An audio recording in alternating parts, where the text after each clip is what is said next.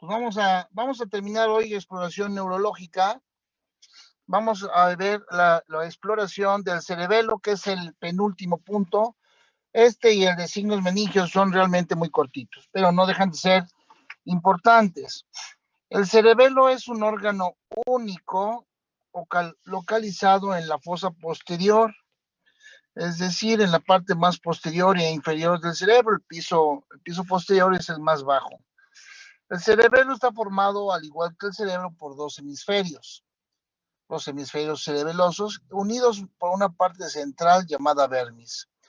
También está formado por un sinnúmero de circunvoluciones llamadas folias y tiene algunos núcleos importantes en su interior. Lo más que ya debe llamar la atención es que hay pedúnculos, es decir, uniones a través del tallo cerebral con lo que tiene sus conexiones al cerebro. El cerebelo, a diferencia del cerebro, tiene funciones ipsilaterales. Por ejemplo, el hemisferio cerebral derecho maneja el hemicuerpo izquierdo y viceversa. Sin embargo, el cerebelo no es así. El cerebelo, el hemisferio cerebeloso derecho, maneja el hemicuerpo derecho. Y el hemisferio cerebeloso izquierdo maneja el hemicuerpo izquierdo. Y lo maneja de acuerdo a algo que se llama tono muscular. Aquí siempre hago una especie de reflexión. Si ustedes quieren prender o apagar un botón, por ejemplo, el interruptor de la luz, lo quieren prender o lo quieren apagar, entonces tienen que dirigir su dedo hacia el botón y hacerlo. Darle la dirección adecuada para llevar su dedo a ese botón y además la fuerza adecuada para hacerlo. ¿De dónde sale la fuerza? Bueno, la fuerza sale del lóbulo frontal, de las áreas motoras. Pero lo mismo puede ser tan suavecito que no lo prendan o tan fuerte que se fracture en el dedo con el interruptor a la hora de comprimirlo. Bueno, entonces, la fuerza sale del cerebro, es decir, de la parte motora viene la fuerza y el cerebelo interviene para dar la calidad de la fuerza. Entonces, ¿cómo es eso de que funciona? El cerebro manda la fuerza por la parte motora, pero el cerebelo mete su cucharita y regula para que el movimiento sea adecuado. ¿De acuerdo a qué? De acuerdo al tono muscular. Lo hace regulando el tono muscular. ¿Qué cosa es el tono muscular? Es la actividad del músculo en reposo. Si ustedes con su brazo derecho están cargando un libro muy pesado, ahí hay contractura. Si sueltan el brazo totalmente, hay relajación. Pues si solo lo colocan y lo ponen a un lado o lo mueven suavemente, hay tono muscular, que es la actividad del músculo en reposo. Entonces, mediante las conexiones del tono muscular, el cerebelo da la calidad de la fuerza, es decir, coordina los movimientos y lo hace, por ejemplo, en dirección y en cantidad de movimiento o de fuerza. Por eso tenemos nosotros las metrías. Una metría es un movimiento dirigido específico aún en una cierta distancia. Cuando fallan las metrías, tengo dismetría, que es, imagínense que no le atinan al apagador de la luz. O las cocinesias, que son movimientos aprendidos, dirigidos, específicos, pero alternos. La diferencia entre las metrías y las cocinesias, la metría es solamente un movimiento. Las cocinesias son, movimientos alternos. Por ejemplo, un aplauso, nada más un aplauso solo. Ajá, ese es un aplauso. Ahí utilicé las metrías para atinarle mi mano derecha con la mano izquierda. Pero ya varios aplausos. Ahí estoy utilizando cocinesias, ya que para aplaudir varias veces necesito hacer movimientos alternos de mis manos. Cuando fallan las cocinesias, tengo disdiado cocinesia y de plano no puedo hacer nada, adiado cocinesia. Si le pedimos al paciente que toque con su dedo pulgar, que es el oponible a los otros 4, así como ven de ida y de regreso, eso estoy explorando ahí las metrías y las cocinesias. Para hacer cualquier movimiento necesitamos metrías y cocinesias. Por ejemplo, para acomodar los zapatos, para dar un paso, para vestirnos, para todo, hasta para hablar, necesitamos la función cerebelosa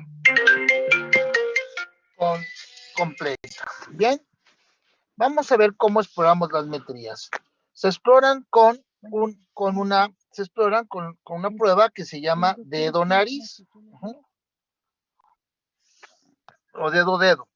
Vamos a pedir al paciente que con la yema de su dedo toque mi dedo, que lo voy a estar poniendo aquí enfrente, y después toque su nariz. Dedo, nariz, dedo, nariz. Muy rápido, así que lo empiece a hacer. Vamos a ver la prueba dedo, nariz. A ver, mi dedo y nariz. Rápido. Lo más rápido que pueda. Eso, muy bien. La otra mano.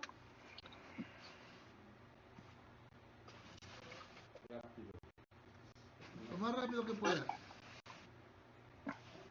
Fíjese cómo le está fallando la coordinación. Perfecto. Alguien de ustedes, muchachos, ya vieron, tiene una dismetría del lado izquierdo. ¿Quién me dice qué otra cosa tiene este paciente que ya vieron que no les he dicho?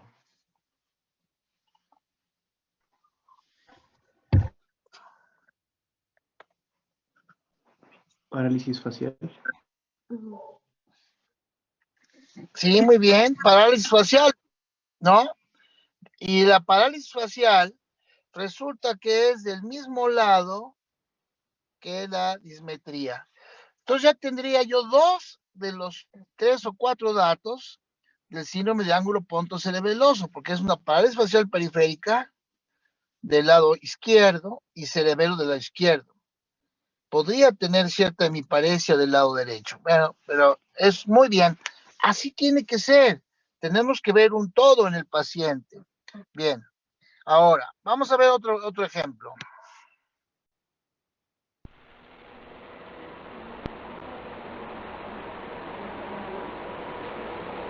Más rápido.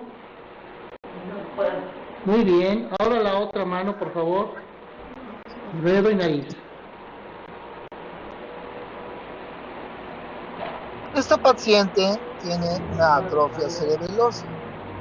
Tiene síndrome cerebeloso bilateral. Sin embargo, predomina del lado izquierdo. Y esta paciente sirve para ver otra cosa, que les voy a enseñar más adelante. También en las extremidades inferiores hay alteraciones. La prueba talón-rodilla es, le pedimos al paciente que levante su pierna, que la encoja, que toque su rodilla con el talón y que lo desplace todo a lo largo de su espinilla hasta el final del pie, lo vuelva a levantar y lo haga repetidamente. Vean, ahí se ve. Hoy en la noche que se vayan a dormir, o si todavía están ahorita tirados en la cama, que es posible, hagan esa prueba. Levanten la pierna, toquen con el talón su rodilla y desplácenlo todo el hueso a la espinilla, todo el hueso ahí hacia adelante de la pierna, lo levantan y lo repiten varias veces. Eso se llama talón rodilla para explorar cerebelo en miembros inferiores. Esta muchachita que vamos a ver ahorita tiene una esclerosis múltiple y tiene un síndrome cerebeloso bilateral. Vean que cómo no puede hacer lo que le pedimos. El mismo talón sobre la rodilla y lo desplazamos. ¿Sí? Otra vez. No tiene coordinación de los movimientos. Okay, ¿ahora el otro?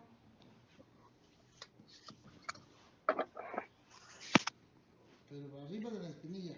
No. Este. Ese ya no dice el izquierdo. El izquierdo. Esa es la prueba talón-rodilla.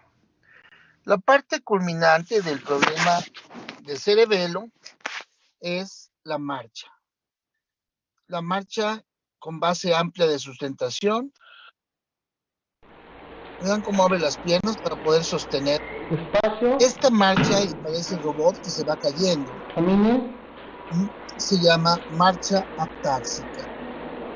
La ataxia Muy es que el paciente no se puede sostener de pie, se cae, y eso es una alteración en el cerebelo por la alteración del tono muscular. El cerebelo no coordina la fuerza y no hay la competencia suficiente para mantenerse de pie o para caminar en forma adecuada. Esa es la ataxia cerebelosa. Cada vez que hablemos de ataxia, acuérdense, para que no se les olvide, es como la marcha del borrachito. El borrachito normalmente cuando toma algunas copas de más anda cayendo si tiene marcha atáxica. Ataxia igual a problema cerebeloso. Bien, la última parte de la exploración es precisamente la exploración de los signos de irritación meningia. Esto quiere decir que la irritación meningia produce dolor. Estos signos traducirán dolor. Un paciente en coma profundo no tiene dolor, por lo tanto, no va a tener signos de irritación meningia. Estos signos están presentes en dos procesos frecuentes. En los procesos inflamatorios infecciosos, como las meningitis, bacterianas, virales o las que sean, o en la hemorragia subaracnoidea, en donde la sangre irrita las meninges y produce signos meningios. Habría por acá un tercer punto que no es tan frecuente, pero que lo podemos ver alguna vez, que es la carcinomatosis meningia, o sea, un problema tumoral que invade, como en el caso del linfoma, por ejemplo, invade las meninges y produce signos meningios. Afortunadamente no es tan frecuente. Bien, el primer signo meningio es que vamos a tener que el cuello está rígido el cuello. Bien, esa rigidez es porque al flexionar la cabeza está tieso porque es un mecanismo de defensa ante la presencia de dolor.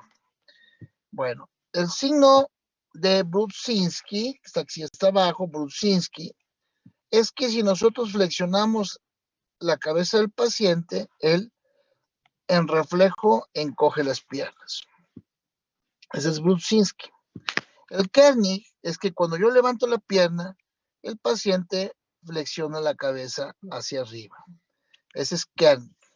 El Vinda es que si yo le volteo la cabeza al paciente hacia la derecha, levanta su hombro izquierdo. Y si yo le volteo la cabeza del paciente a la izquierda, el paciente levanta el hombro derecho. Vamos a ver ahorita en video esos y los repetimos para aprender. Rigidez de nuca, Kernig, la respuesta es Kernig es la respuesta es levantar la cabeza, Brudzinski es levantar las piernas, Vinda levantar el hombro. Ok, vamos a ver. Primero rigidez de nuca y entonces tenemos al flexionar la cabeza, ahí está primero el Vinda, vean cómo levanta el hombro. Luego ese es el Brudzinski y por último el Kernig. Esos son, vamos a repetirlo. Primero, Vinda. Primero rigidez de nuca. Luego, Vinda. Volteo para acá la cabeza, levanta el otro hombro. Vean cómo levanta. Ahí está el hombro levantado. Ese es Vinda. Luego, Brudzinski. Y coge las piernas. Y por último, Kernig. Y levanta la cabeza. Como mecanismo de defensa o de respuesta. Esos son los signos de irritación meningia. ¿Alguna pregunta? ¿Alguna pregunta hasta acá? ¿Alguna de lo último de exploración? Aquí termina la exploración neurológica.